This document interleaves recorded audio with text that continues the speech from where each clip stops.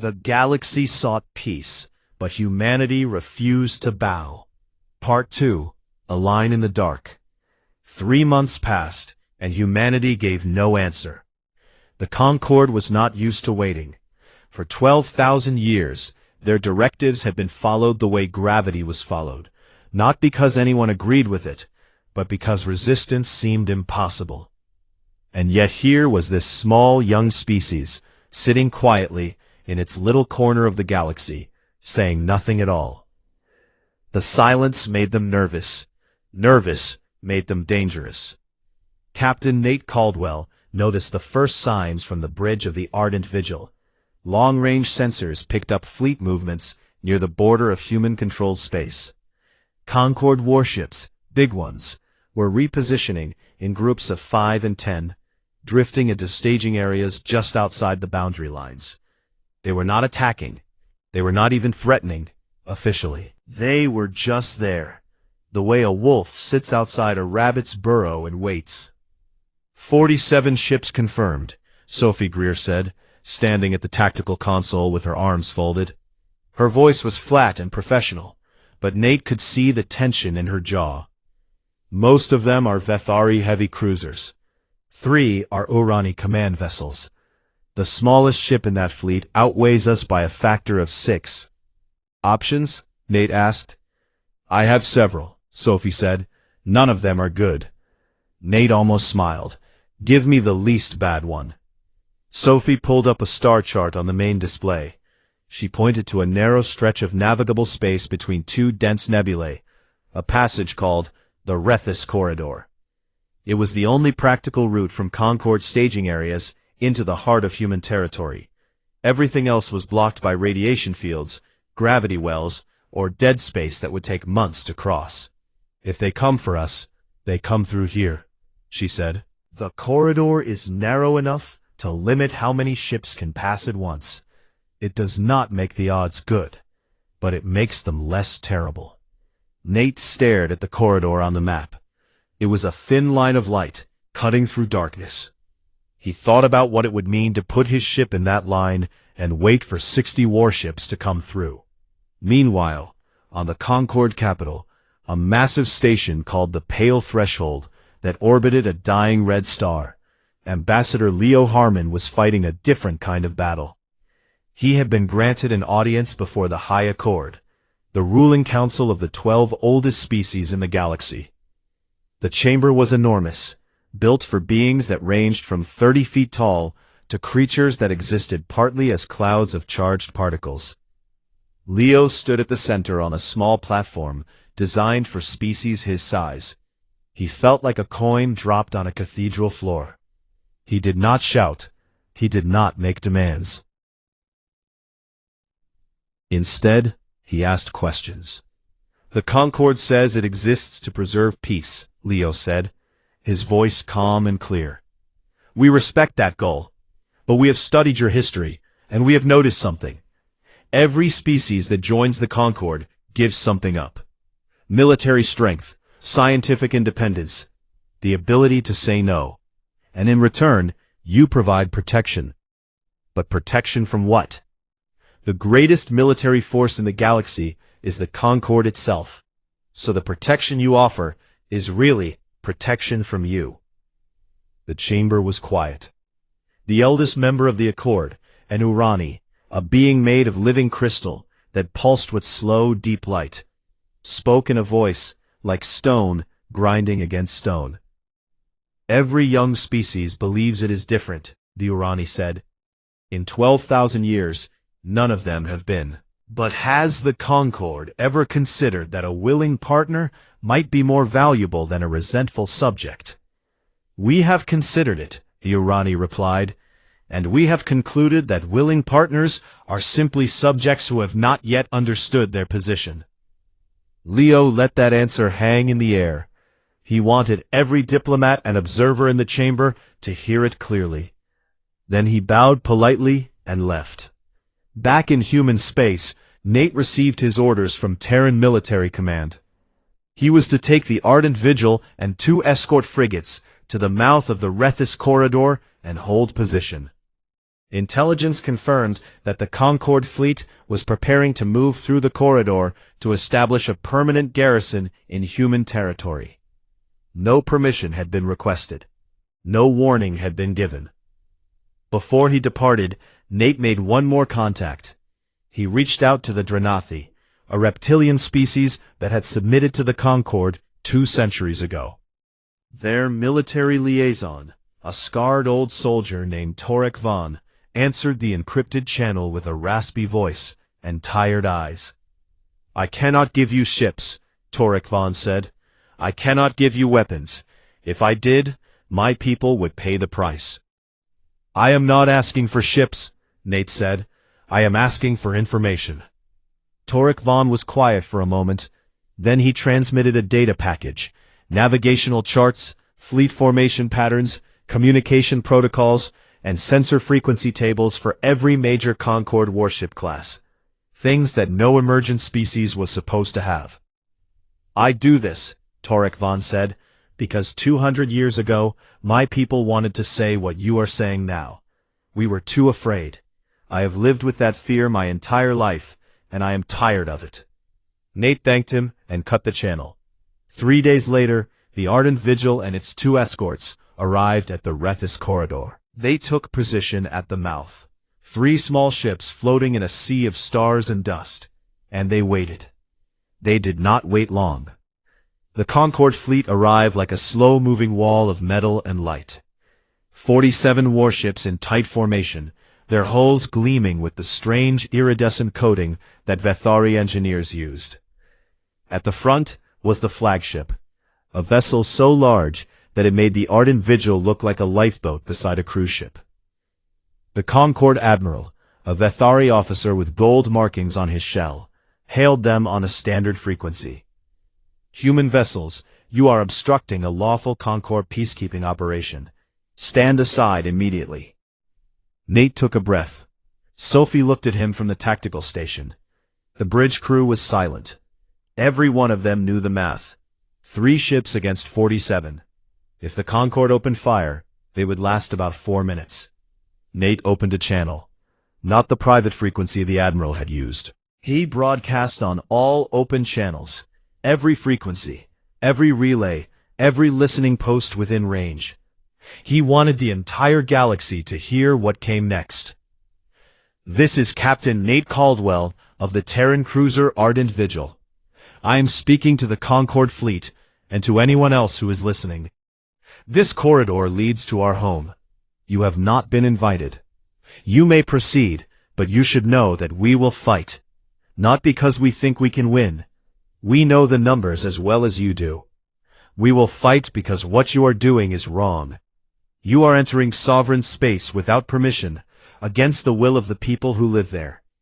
And if every species that ever said no to you is gone, then the galaxy should see what it looks like when someone says it again."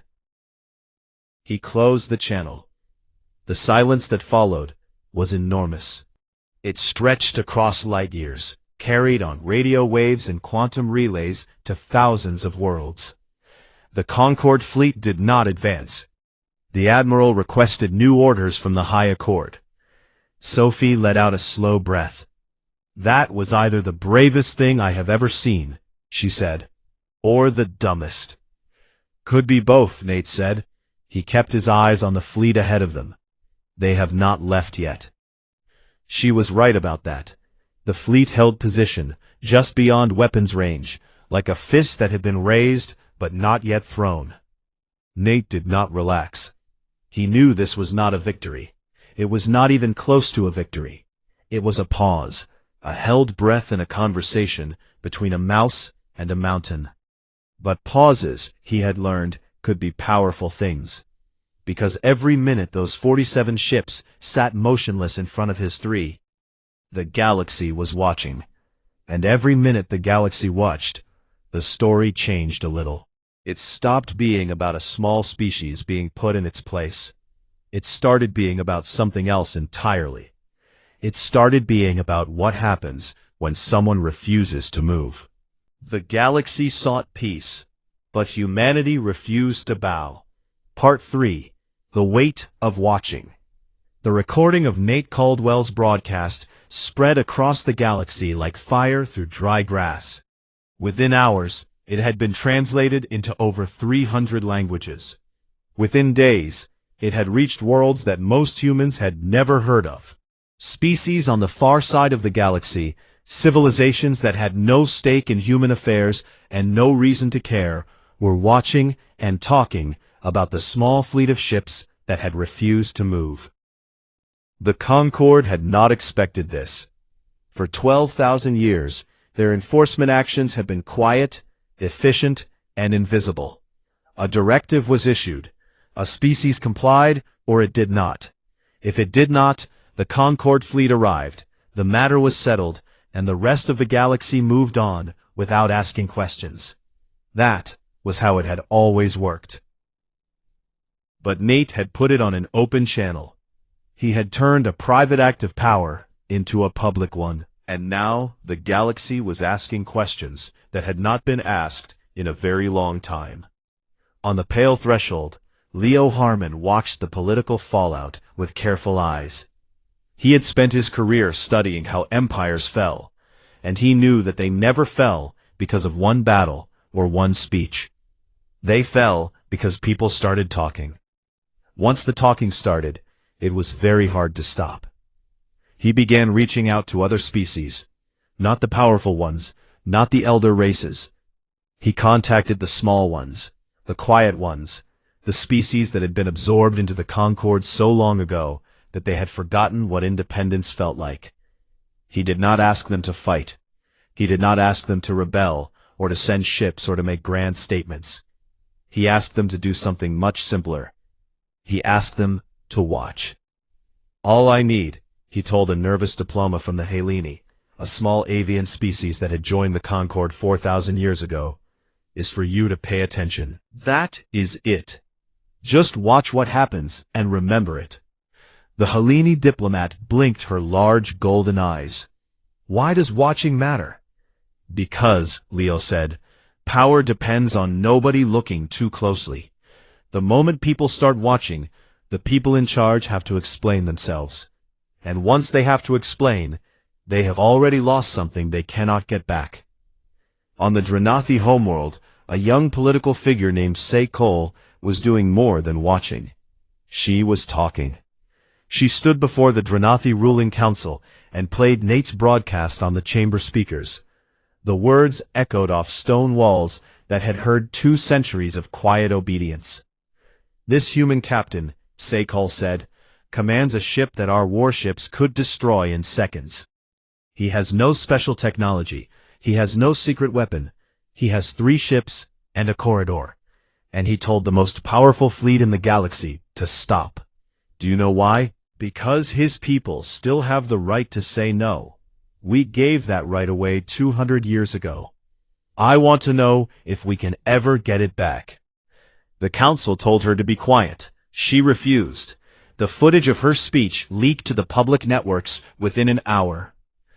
Back in human space, the standoff at the Rethus corridor continued. The Concorde fleet sat at the mouth of the corridor like a storm that could not decide whether to break. Nate kept his 3 ships in position and waited. His crew rotated through watches in tense silence.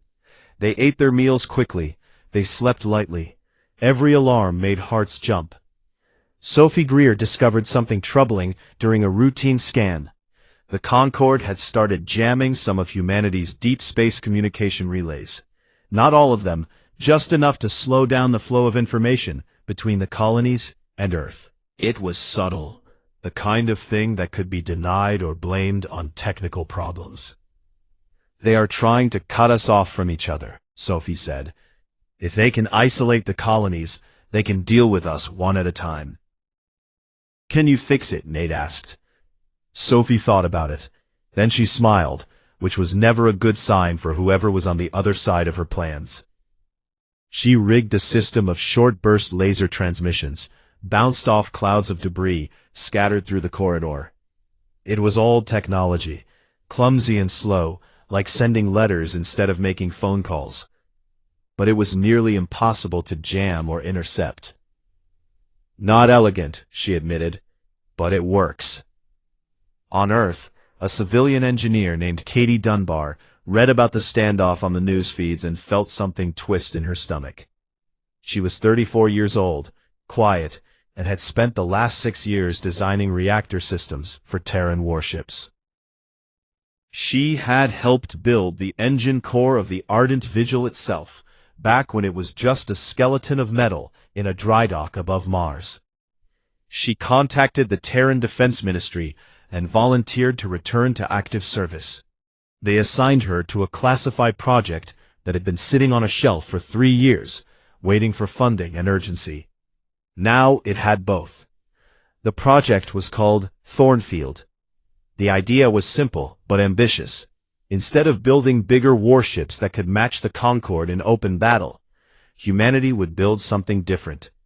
A network of small automated defense satellites that could create overlapping fields of gravitational disruption around a planet or station. Any fleet trying to attack a Thornfield-protected world would find their weapons knocked off course, their formations scattered, and their precision targeting reduced to guesswork.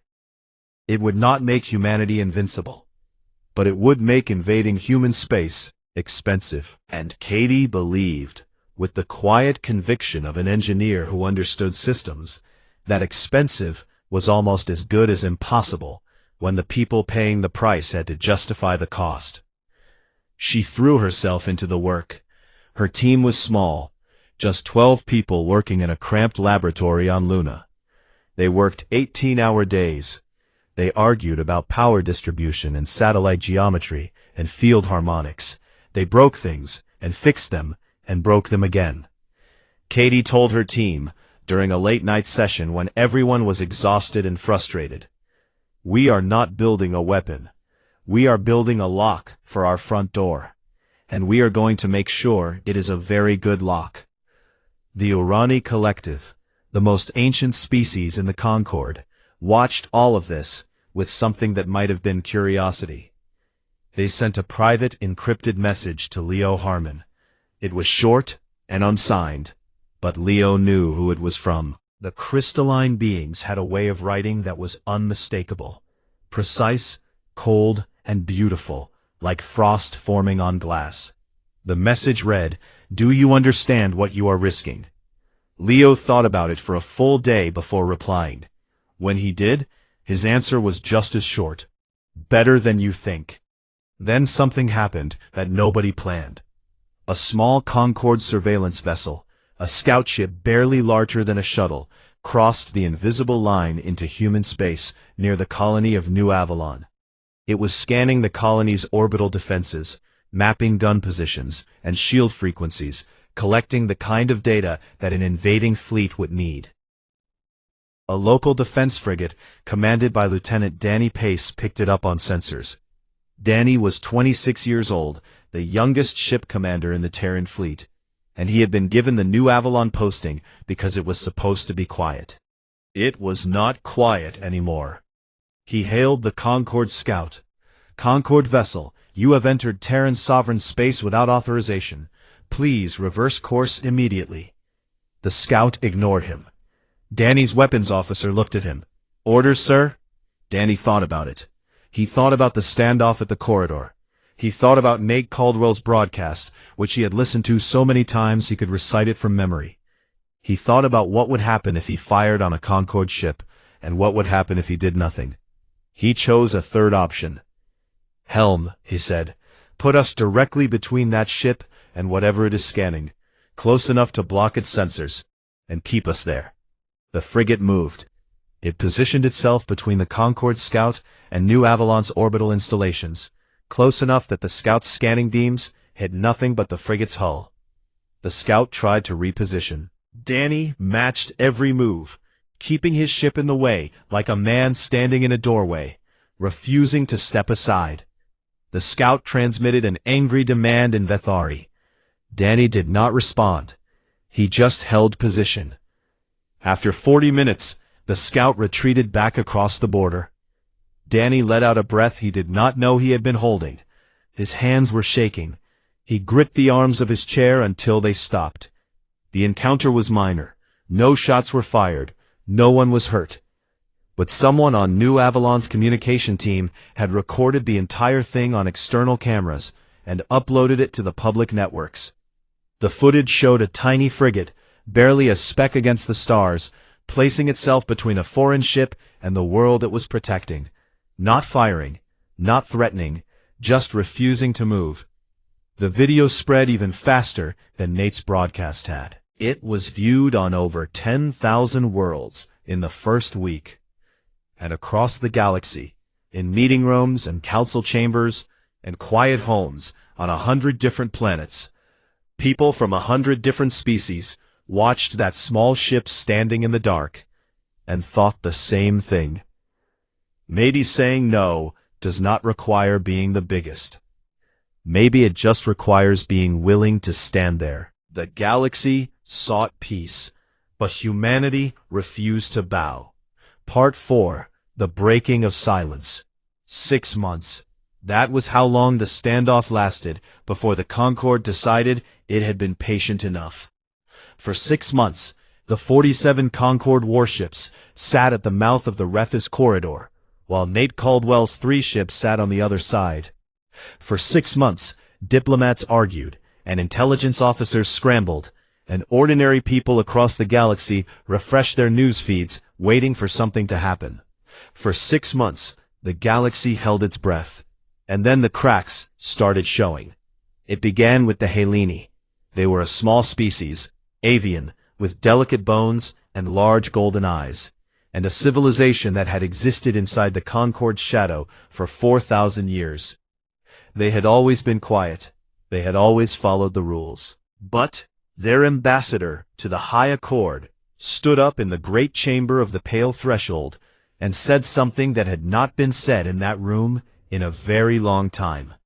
"We request," the Heleni ambassador said, her voice thin but steady, "that the Accord open formal negotiations with the human species rather than continuing enforcement actions." She was joined, within the hour, by the Sothari and the Merkephan, 2 mid-tier species who had been part of the Concorde for over 1,000 years each. Their representatives stood beside the Heleni and repeated the same request. The High Accord refused. The Urani elder spoke for the council. "The directive stands. Compliance is not negotiable. This matter will be resolved." The 3 species looked at each other. Then, one by one, they walked out of the chamber. They withdrew their representatives, packed their offices, and left the Pale Threshold. It was the first walkout in over 1,000 years. On the news networks, analysts from a dozen species tried to explain what it meant. Most of them used words like unprecedented and historic and dangerous. But a commentator from an old, quiet species called the Telmari said something simpler that cut through all the noise. 3 species just told the most powerful government in the galaxy that they disagree, she said. That is not dangerous. That is democracy trying to remember how to breathe. The Concorde did not see it that way. They saw weakness, fracture, and a problem that needed to be solved before it spread. The High Accord voted to escalate. Leo Harmon was recalled to the Pale Threshold for a final session. The message was clear. This was humanity's last chance to accept the directive. After this, the talking was over. He left his aides behind. He told them that what he was about to do was his responsibility, and he did not want anyone else carrying the weight of it. He arrived at the Pale Threshold and was escorted to the chamber of the High Accord. It was a vast, cold room built of dark stone and strange metals, lit by the faint glow of the dying star visible through the transparent ceiling. The 12 eldest species were arranged in a semicircle around the speaking platform. Some were enormous, some were barely visible. All of them were watching. Leo stepped onto the platform. He was the only human being in the room. He was probably the smallest living thing in the room. He straightened his jacket, looked up at the ancient faces staring down at him, and began to speak. He did not raise his voice. He spoke the way he used to speak to his students, back when he was a professor. Clearly, simply, and with a kind of quiet honesty that made people listen whether they wanted to or not. "We received your directive," he said. "We have read it carefully. We have discussed it at length. And we must, with respect, decline." The chamber stirred. One of the council members, a massive tree-like being from a species so old they had no written history, made a sound like wind through branches. Leo continued, "Humanity did not come to the stars to kneel. We did not build ships and cross the emptiness between worlds so that we could hand over everything we built to someone else. We are not foolish. We know how small we are. We know what your fleets can do. But we also know what we are. And what we are is a people who choose for themselves. That is not something we can surrender. Not because we are brave. Because it is who we are." He paused and looked at the Urani elder directly. The crystal being pulsed with slow light. "The galaxy is large enough," Leo said, "for more than one idea of how to live." The Urani spoke. "The galaxy is large, but disorder is larger. We have seen what happens when species are left to govern themselves. War, extinction, suffering on scales you cannot imagine. The Concord exists because someone must hold the line against chaos." "And who holds the line against you?" Leo asked. The silence that followed lasted a very long time. Then the Urani called for a vote. The question was simple. Authorize military enforcement of Directive 7 Omega against the human species. The vote passed, 9-3. The order was given. Break through the Rethus corridor. Establish control of human space. End this. When Nate Caldwell received the intelligence report, he was standing on the bridge of the Ardent Vigil, eating a sandwich. He read the message, set the sandwich down, and called Sophie to the tactical console. "They are coming," he said. Sophie nodded. She had known this was coming. They all had. "When?" she asked. 12 hours, maybe less." "How many?" "The fleet has been reinforced. Over 60 ships now." Sophie was quiet for a moment. Then she pulled up her tactical displays and began working. In the 12 hours that followed, 4 additional Terran warships arrived at the corridor. They were everything humanity could spare, pulled from colony patrols, border stations, and training exercises. 7 ships total. 7 ships against more than 60. Nate gathered his captains for a briefing. He told them the truth. He told them the odds were terrible, and that most of them would probably not survive what was coming. He told them that no one would think less of them if they withdrew. Nobody withdrew. Sophie presented the battle plan. It was built around the geometry of the corridor. The narrow passage would prevent the Concord fleet from spreading out and using its full numbers. The human ships would fight a retreating defense, making the Concord pay for every kilometer of progress, buying time, and making the battle last as long as possible. "Why do we need it to last?" one of the escort captains asked. "Because every second we fight," Sophie said, "is a second the galaxy is watching." Nate sent one last message to Katie Dunbar on Luna. "Is Thornfield ready?" Katie's reply came back 20 minutes later. "The new Avalon network is online. It is not perfect, but it will hold." Then Nate sent a message to Torek Vaughn. He did not ask for help. He just said, "Thank you for what you gave us. Whatever happens next, it mattered." Torek Vaughn's reply was the last message Nate received before the battle. It said, "We cannot fight beside you, but when this is over, we will remember that you stood." The Concord fleet came through the corridor like a river of steel. Nate gave the order to engage. The Battle of the Rethus Corridor lasted 3 hours and 47 minutes. In that time, 7 human ships fought a retreating action against a fleet that outnumbered them nearly 9-1. They used the narrow corridor to force the Concord ships into bottlenecks. Sophie Greer coordinated a defensive pattern that made the larger Concorde vessels bunch together and block each other's firing lines. Every time the Concorde pushed forward, the human ships fell back, fired, and fell back again. It was not a fair fight. It was never meant to be. 2 human escorts were destroyed in the first hour. A third was crippled and drifted into the nebula wall, its crew evacuating in escape pods. The Ardent Vigil took a direct hit that tore away its port engine array and killed 11 crew members. Nate felt the ship shudder and heard the damage reports and kept giving orders. Sophie was everywhere at once, rerouting power, adjusting formations, finding angles that no one else could see. At one point, she used the debris of a destroyed escort as cover, hiding the Ardent Vigil behind the wreckage long enough to land a full torpedo spread on a Concorde cruiser's engine section. The Concorde cruiser went dark and drifted. Every second of it was broadcast on open channels. Every second. The Concorde fleet broke through. Of course it did. 7 ships were never going to stop 60. But when the fleet emerged from the other side of the corridor, it was missing 9 ships, destroyed or disabled. 9 ships, lost to an enemy that every strategic model said should have been swept aside in minutes. Nate withdrew his surviving ships. 4 of the original 7, all of them damaged, to New Avalon. Behind them, the Concorde fleet regrouped and followed. Ahead of them, in orbit around New Avalon, 200 Thornfield defense satellites hummed to life, their gravitational disruption fields overlapping like the thorns of an enormous, invisible rose.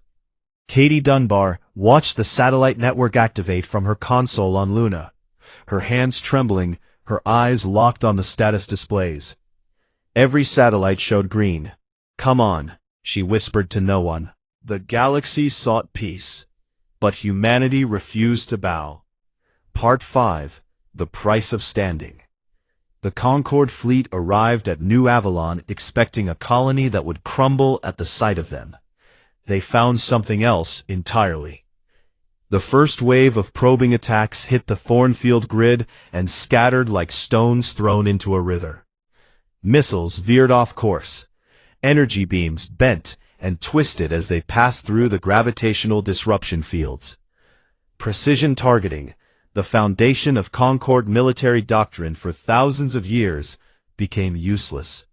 Shots meant for orbital stations struck empty space. Formations designed for coordinated assault broke apart as ships were nudged and pulled by invisible tides of warped gravity. The Concorde admiral, the same Vethari officer who had ordered Nate to stand aside months ago, pulled his fleet back to the edge of the system and sent a furious report to the High Accord. "The humans have deployed a defensive system we have not encountered before. Our weapons cannot reliably target their installations. A direct assault would require sustained bombardment at close range, which would expose our ships to unacceptable losses." On Luna, Katie Dunbar read the Concorde's fleet movements on her tracking display and let out a breath so long that her assistant thought she might faint. The grid was holding. It was not perfect. 2 satellites on the outer ring had already failed, and a third was losing power, but the network was doing exactly what it was designed to do. It was making the invasion expensive. "How long can it hold?" her assistant asked. "Long enough," Katie said. She was already working on the next set of satellites, expanding the network to cover Earth's inner colonies. She had not slept in 2 days, and her hands shook when she held her coffee cup, but she kept working. She told her team that the satellites were not just machines. They were a statement. They said, "We can protect ourselves. We do not need your permission to exist." Across the galaxy, the broadcast of the corridor battle had done its work. 12 more species formally protested the Concorde's use of force against humanity. Some of them were old, respected civilizations that had been part of the Concorde for millennia. Their protests were polite but firm, and each one landed like a crack in a dam.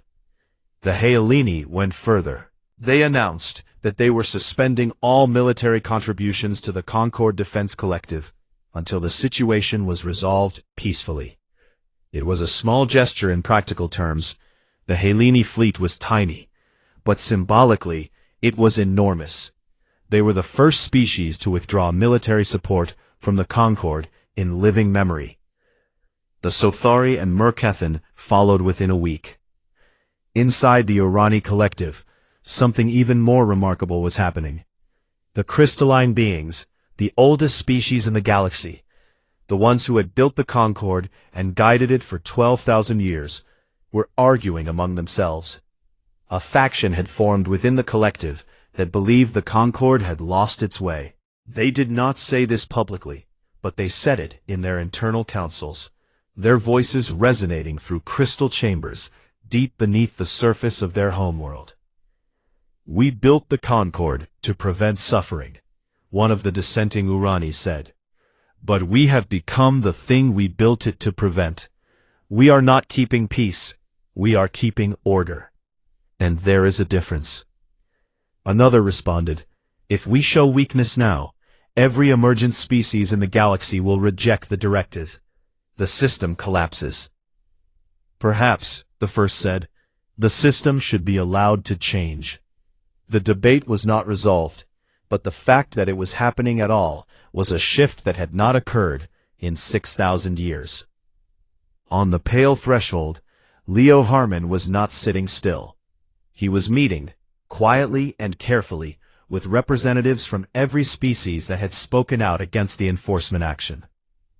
9 delegations came to his small office in the first week, then 12, then 20. He did not propose a rebellion. He did not propose a rival government or a military alliance. He proposed something simpler and in some ways more revolutionary. He called it the Open Compact. The idea was straightforward: a voluntary association of species that chose to cooperate on the basis of mutual respect rather than hierarchy. No species would be required to give up its military. No species would be required to obey directives it did not agree with. Disputes would be resolved through negotiation, not force. Membership would be open to anyone willing to follow these principles. "It is not a replacement for the Concord," Leo told the assembled diplomats. "It is an alternative, a second option, because the problem with the Concord is not that it exists. The problem is that for 12,000 years, it has been the only choice." At New Avalon, Danny Pace held the orbital perimeter. The Concord fleet kept testing the Thornfield grid, sending small groups of ships to probe for weaknesses, looking for gaps in the satellite coverage. Danny moved his surviving ships to plug each gap, shifting positions constantly, running on caffeine and stubbornness. He lost 2 more frigates in the testing. One was hit by a Concord destroyer that found a brief window in the grid's coverage. The other suffered an engine failure during a rapid repositioning and drifted into the grid's outer field, where its own systems were scrambled by the disruption. Danny grieved for those crews. He wrote letters to their families that he did not know if he would ever be able to send. Then he went back to the bridge and kept working. Aboard the Ardent Vigil, now limping along on half its engines, with hull breaches sealed by emergency patches, Nate Caldwell received word that the Concord fleet commander wanted to speak with him directly.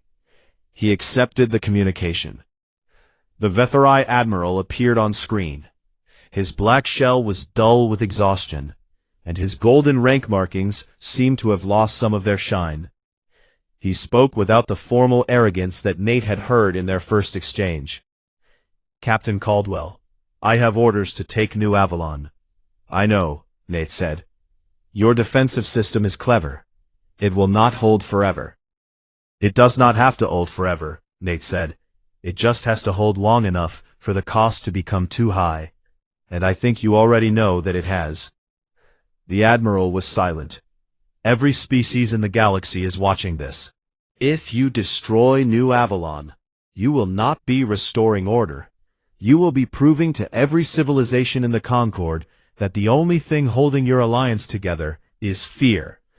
And alliances held together by fear do not last. Your own history proves that. The admiral said nothing for a long time. Then he closed the channel. 2 days later, the High Accord convened an emergency vote. The question was whether to continue the enforcement action against the human species. The debate was bitter. The Orani elder, who had been the loudest voice in favor of enforcement, spoke for nearly an hour about the danger of setting a precedent, about what would happen if every emergent species saw humanity's defiance rewarded, about chaos and disorder and the collapse of everything the Concord had built. But 3 of the 12 council members who had voted for enforcement 6 months ago changed their positions. They cited the diplomatic fallout, the military costs, the growing internal dissent, and the simple fact that the galaxy was watching and did not like what it saw. The vote to suspend enforcement passed 7-5. The directive was not rescinded. Humanity was not recognized as an equal partner. No apology was offered, and no concessions were made publicly. But the fleet withdrew. The ships turned, slowly and quietly, and moved back through the Rethus corridor. Within a week, they had returned to their staging areas. Within a month, they had dispersed to their normal patrol routes. The corridor was open again. In the months that followed, the open compact grew. 23 species joined in the first year. Some were small, emergent civilizations like humanity. Others were older species that had been part of the Concord for centuries and wanted something different. The Concord did not recognize the compact. But it did not move against it either. Sekol of the Dranathi became one of the compact's most vocal advocates. She pushed her own government to join, and while they did not yet, they stopped punishing her for speaking out. That was its own kind of progress. Torek Vaughn retired from military service. He sent Nate a short message that said simply, "The fear is still there, but it is smaller now." Katie Dunbar received a commendation from the Terran Council for the Thornfield project. She put the plaque in a drawer and went back to work. There were more satellites to build and more colonies to protect. She slept 6 hours a night now instead of 4, which her doctor said was an improvement, though not enough of one. Leo Harmon returned to Earth.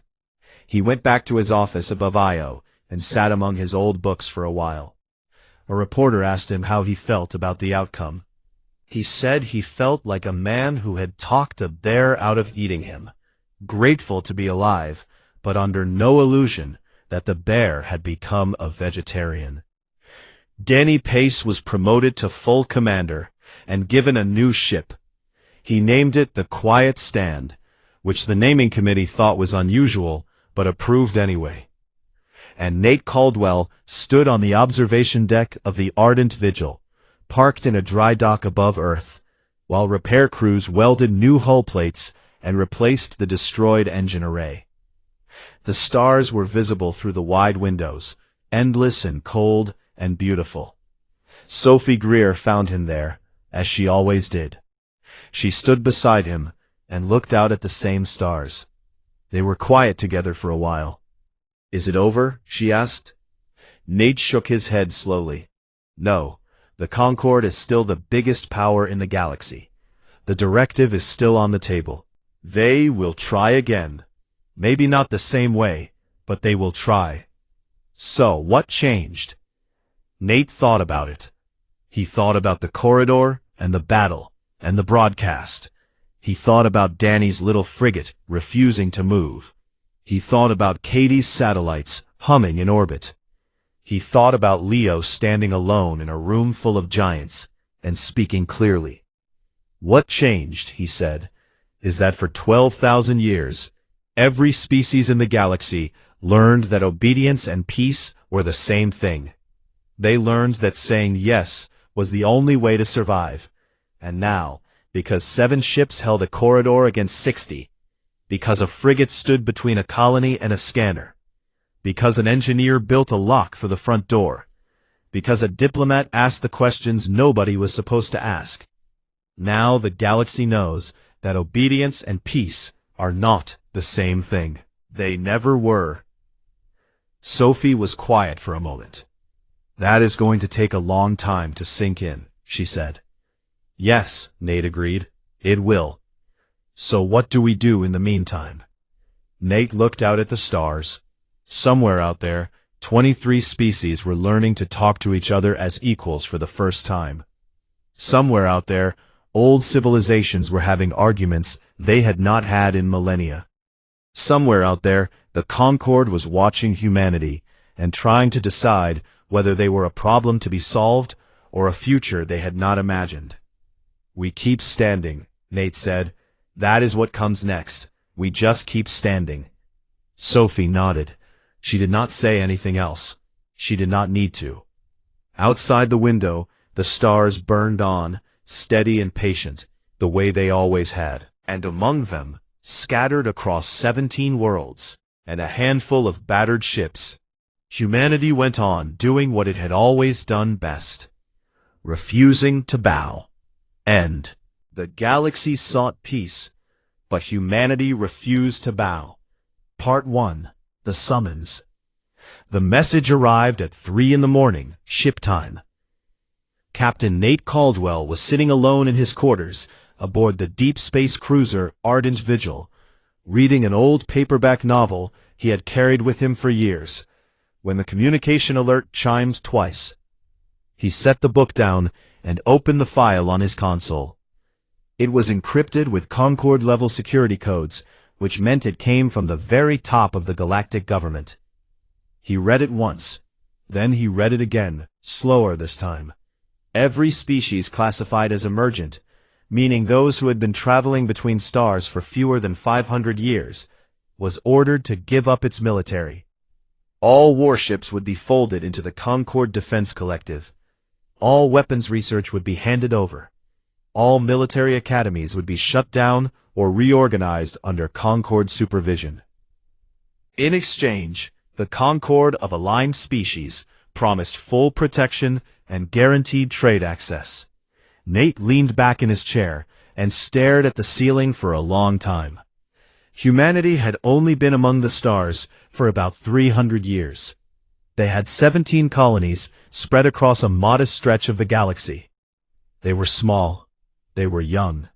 And now, the largest and oldest alliance of civilizations ever assembled was telling them to hand over the only thing that kept them independent.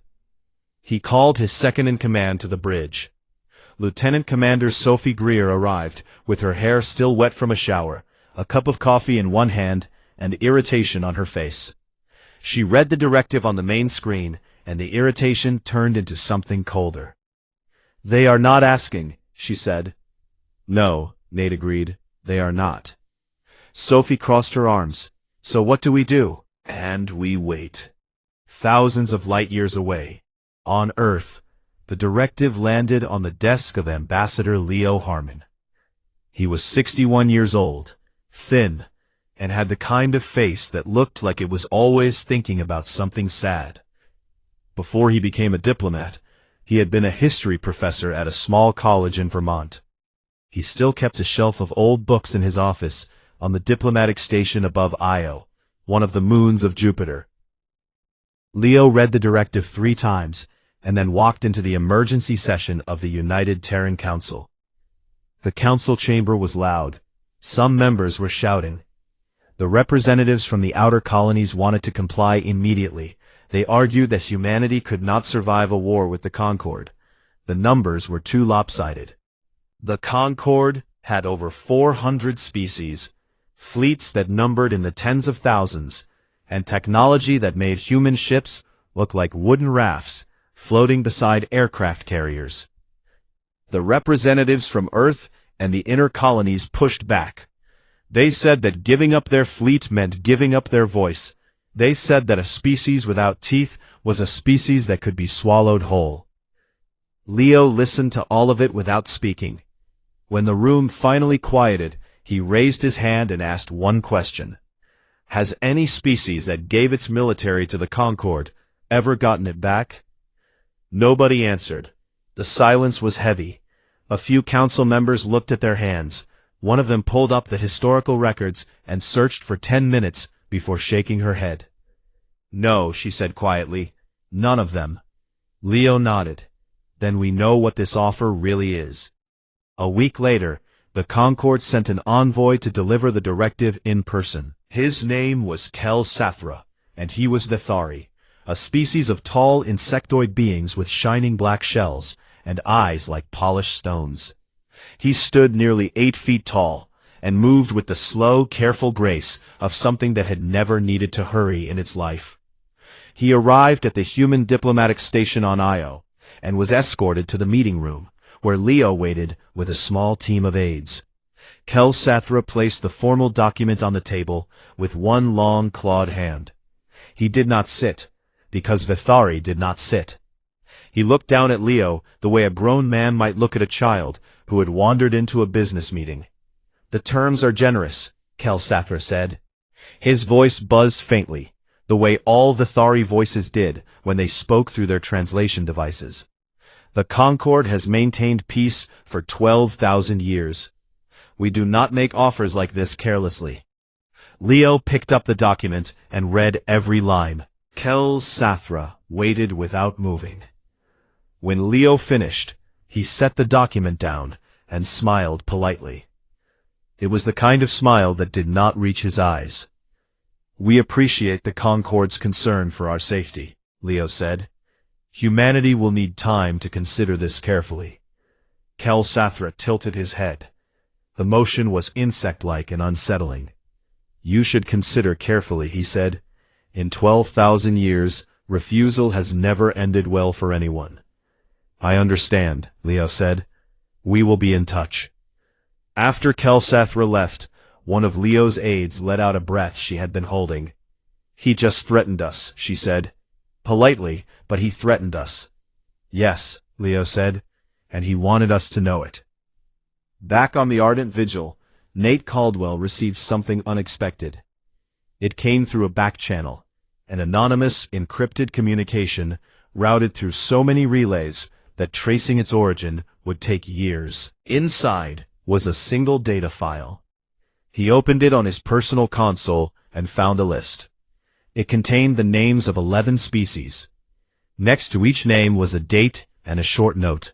The dates spanned 6,000 years. The notes all said the same thing in different words. Refuse the directive. Civilization dissolved. Species extinct. 11 names. 11 species that had said no to the Concord. Every single one of them was gone. Not relocated. Not absorbed. Gone. Nate sat with the list for a long time. He thought about his crew. He thought about his family back on Earth. He thought about the 17 colonies full of ordinary people who just wanted to live their lives. Then he forwarded the file to Leo Harmon, with a single line attached to it. They want us to be afraid. That is useful information. Leo received the message in the middle of the night. He read the list of dead species. He read Nate's note. And for the first time since the directive arrived, he felt something shift inside his chest. Not courage exactly. Something quieter than that. Something that felt like clarity. He set down his coffee, opened a blank document, and began writing humanity's response. Not a refusal, not an acceptance. Something far more dangerous. A question. He wrote, to the High Accord of the Concord of Aligned Species. Humanity acknowledges receipt of Directive 7 Omega. Before we respond, we respectfully ask the Accord to provide a full accounting of every species that has refused this directive, including the circumstances of their dissolution. We believe this information is relevant to our decision. He sent the message and turned off his console. Somewhere out in the dark between the stars, the Concord had expected silence or surrender, or fear. What they received instead was a question that no one had dared to ask in 6,000 years. And questions, Leo knew from his years of teaching history, were far more dangerous than weapons.